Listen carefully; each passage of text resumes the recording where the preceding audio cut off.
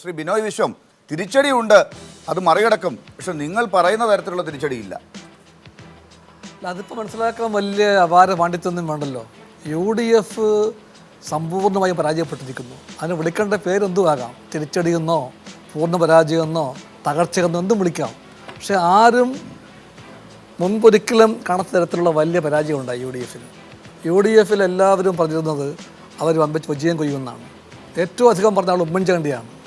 ഉമ്മൻചാണ്ടിയുടെ മുൻകൈയിൽ UDF ഒന്നടങ്കം നടത്തിയ എല്ലാ പ്രവചനങ്ങളും സമ്പൂർണ്ണം പരാജയപ്പെട്ടിരിക്കുകയാണ്. ജനങ്ങളെ മനസ്സിലാക്കാൻ അവർക്ക് കഴിഞ്ഞില്ല. നാട്ടിൻ്റെ മനസ്സിൻ്റെ ബോധം അറിയാൻ അവർക്ക് കഴിഞ്ഞില്ല. അവർ പറഞ്ഞതൊന്നും അല്ലായിരുന്നു ഇവിടുത്തെ യാഥാർത്ഥ്യം. അത് വ്യക്തമായി കഴിഞ്ഞു.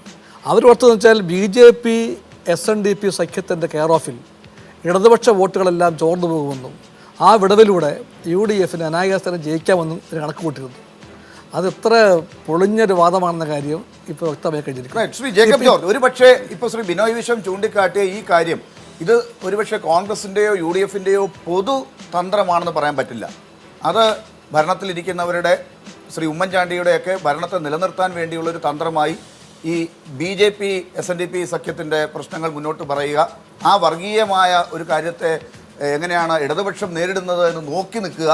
നമുക്കറിയാവുന്നതാണ്, കഴിഞ്ഞ 1-2 മാസങ്ങളായി അങ്ങ് ഉൾപ്പെടെ പങ്കെടുക്കുന്ന ചർച്ചകളിൽ കോൺഗ്രസ് നേതാക്കൾ വരാറില്ല. പലപ്പോഴും ഇത്തരം ചർച്ചകൾ വരുമ്പോൾ അവരൊന്നിലും പെടാതെ ഇതിനോട് പ്രതികരിക്കാതെ മാറിപ്പോവുക. പ്രതികരിക്കേണ്ടടുത്ത് പറയാത്തതിൻ്റെ അടിയാണോ ഈ കിട്ടിയത്? അല്ല, ഞാൻ ഇത് വേറൊരു തരത്തിലാണ് കാണുന്നത്.